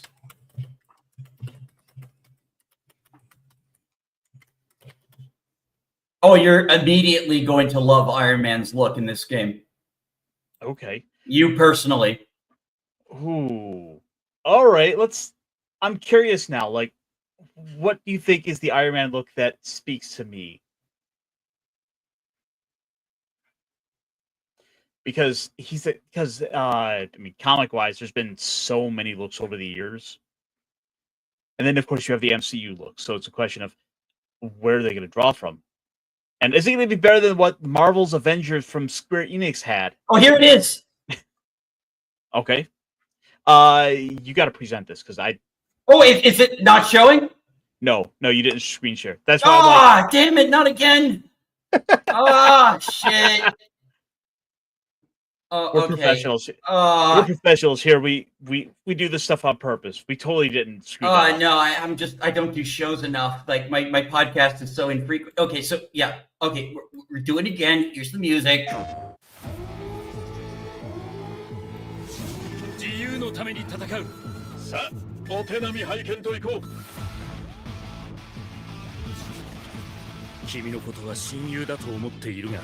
is this a fighting game? Yeah. I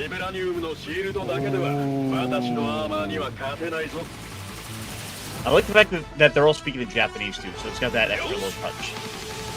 Oh!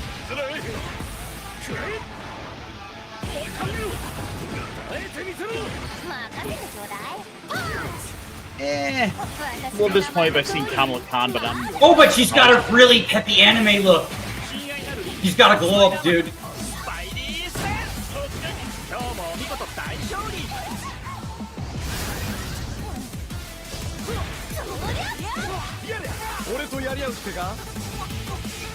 Oh, dang, they cooked with these designs.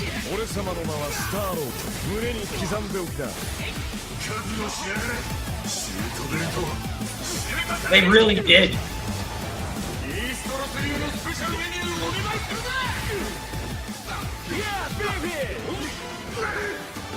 Oh, and here you come, Doom just mobbing everyone.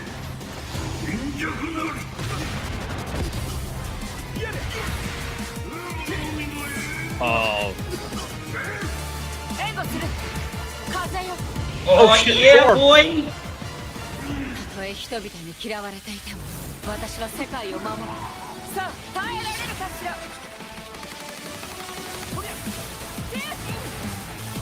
Honestly, she looks better than Marvel Rivals.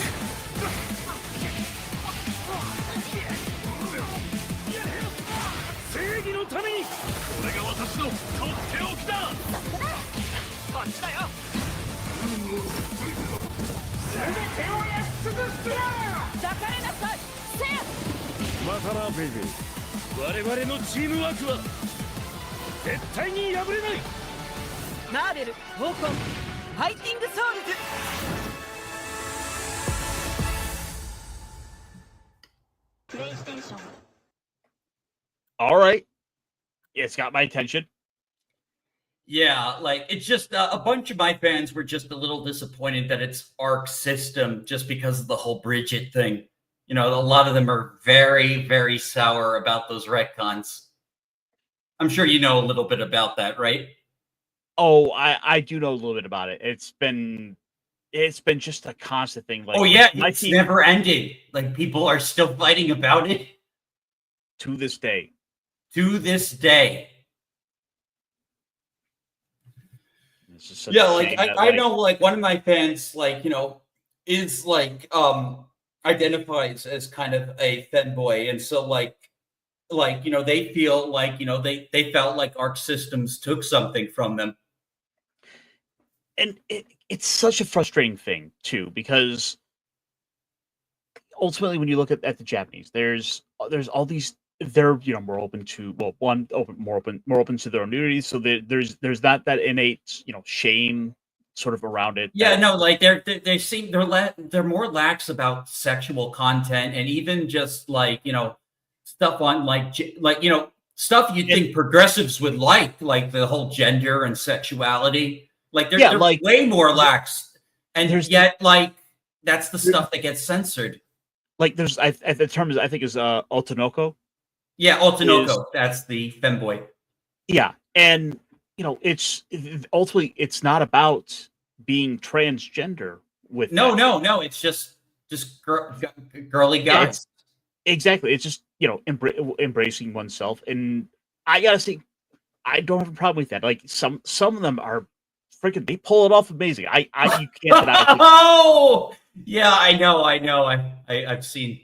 You look at them, you're like, holy shit, you go. Like, Yeah, I know. Unfortunately, the issue is that you have so many people who've ultimately weaponized that identity and use it as sort of the hammer that solves all the problems. Well, because they tries can't to think force of it into anything else everything. outside of their Western cultural perspective. Like, you know, like, you know, it's cultural ignorance for one. Like, it's like, you know, they don't. It's funny. It's like, you know, like people lecture like other people like about not being open-minded, and yet like here they are like being very locked in on their notions of what gender identity is. The frustrating thing is it also goes alongside the fact that the way you have these, you know, similar sorts of people who will try to make every, you know, male, you know, friendship into something more. Oh yeah, absolutely. Yeah, like guys can't be friends, girls can't be friends. Yeah, which is frustrating because so much of this is going back to, like, for example, the Romans would have multiple words for loves, for different types of loves. There is a bond of friendship, a type of love that would be had between two close, you know, male friends who would, like, I would fight along on the battlefield beside you. I would fight and die for you, for this love, which is not the same type of sexual love. Yeah. Absolutely. Which is also different than the love a father has for a child. Yeah, absolutely. I totally get that. Yeah, Unfortunately, some of these people have just kind of use English and see sort of the Western mindset as sort of the be all end all. So they say love is love, and so there winds up being ironically one type of love that they see everything through the lens of. yeah, and no, like human relationships are far more complicated than that. People are Exactly. far more complicated than that. Mm-hmm. No, Absolutely. I totally agree.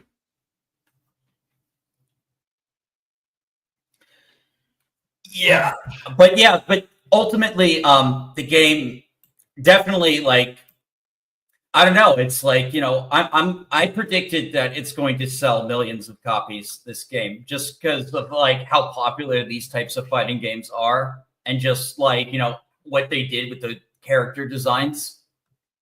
The other major thing there as well is the fact that it is going to be on most importantly Steam and yes GOG, because you look at what Capcom has been saying lately, the biggest console, the biggest platform for them to sell on was PC. PC has so many like millions more potential customers which makes it a better place to go to for selling your games.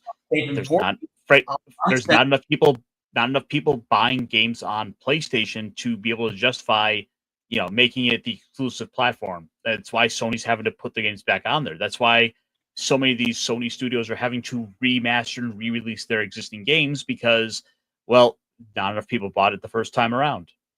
Yeah, and also like like the people like a lot of their new studios like let them down. Like basically they didn't make what they promised, and also yeah, like and as much as like I've been like shitting on Capcom for their like remasters, like they've been like putting like their retro games like Dino Crisis on GOG. They put Breath of Fire 4 on GOG. I'm hoping they'll put 3 because I freaking lost my copy, unfortunately.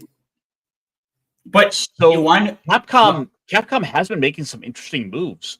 In case you don't check it out, but Good Old Games or GOG has been bringing back a bunch of the old Breath of Fires. They have this whole GOG preservation program. Oh yeah, that's what I'm talking about. Like they brought back Breath of Fire 4. I'm hoping they somehow get 3 on there because of my missing copy, and so that I can have like I know people don't like 5, so I don't really care if 5 ever gets.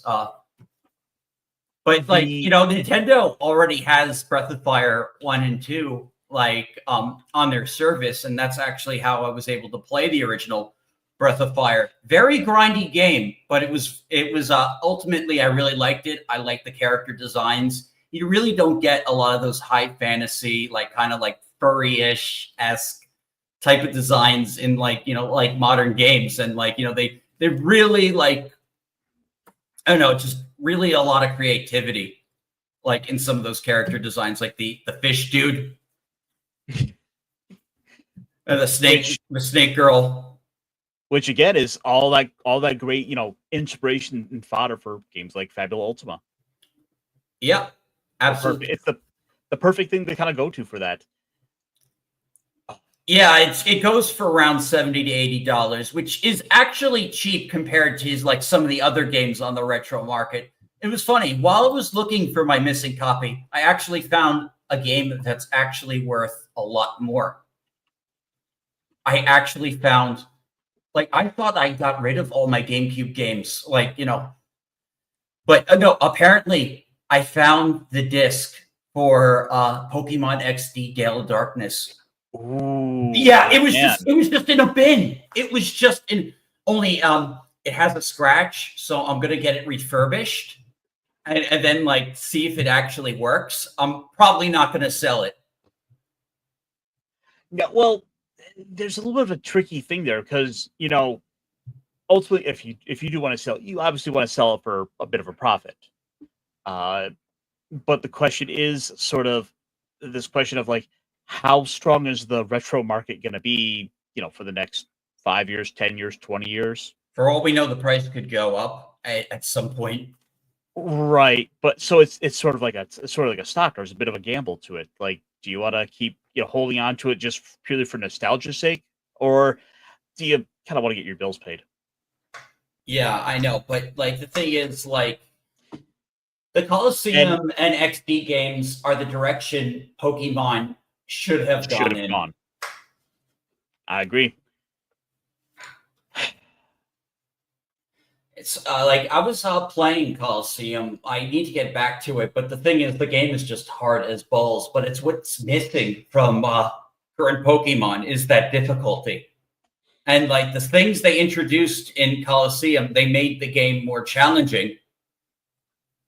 Well, that and the later games, they would try to introduce these ideas of difficulty modes. Like, I remember, for example, Black and White introduced an easy mode and a hard mode. But in order to be able to play it, you would have had to, one, have both games and have already beaten the game to be able to then go back through it and then play through it in that harder difficulty. So you need a second console as well. Damn. Like this is so, ass backwards that. Yeah, 6 doesn't exist. Even they delisted it. Really? So it literally doesn't exist. They could just make a new Breath of Fire 6 and pretend like the other one doesn't exist. Huh. Oh yeah, like they made it a mobile game and it flopped. Oh, okay, that explains it. Yeah. I've been kind of starting to go back and check out some of like the retro games that I kind of have those little fond memories of. That I'm like, hey, how's this thing doing? I'm like, hey, what's Steambot Chronicles up to? Yeah. Which was another one of these like, classic RPGs. I can't even find a copy of this thing. I remember I bought a copy for $20. When it was like brand new. The demo disc for this game is selling for like $30. Oh, Patrick, I have a good news for you. There is the guy who made Wild Arms is making a spiritual successor game that's just basically going to be Wild Arms. So I know because I backed the Kickstarter for it, and it was tied to a game called Penny Blood, which is a spiritual successor to Dark Shadow. Here, I'll actually no, I probably shouldn't bring up my Kickstarter. No, but trust me, I backed it. It's coming. And that's actually how I knew the Switch 2 was coming in development, because they literally said next Nintendo console. So they've been working on those games for Switch 2. Well, there have been some leaks and some rumors for quite some time now. People have been talking about this for a while, and there are leaks that kind of get out there. It was an open secret in the game sphere, because they knew. I literally did a video about it. Well, developers ultimately got to get these consoles. They got to be able to know what the games. They got to be able to know what the console can do to be able to fundamentally build their games for it. Yeah. But Dash, my friend, I think this might be about where I'm gonna have to call it, because then I guess yeah. Because I got to be up at like 4 a.m. So Absolutely. Then we'll end the show right now. We went for 2 hours. This was great. I had a great time with you and Brandon. I'm gonna pick up my system tomorrow, and we'll see what happens. I'll definitely, maybe I'll do my first stream after our Fabula Ultima game. Well, what you should do is do the hand cam unboxing. Oh yeah, of course. Yeah, because look, at the end of the day, content's content. You gotta keep that gravy train rolling. Yeah. All right. So thank you everyone for watching. Be sure to subscribe to Ironcaster. I have his link in the description, and subscribe to Brandon too if you haven't already. I'll see you all next time. Dash the Tech out.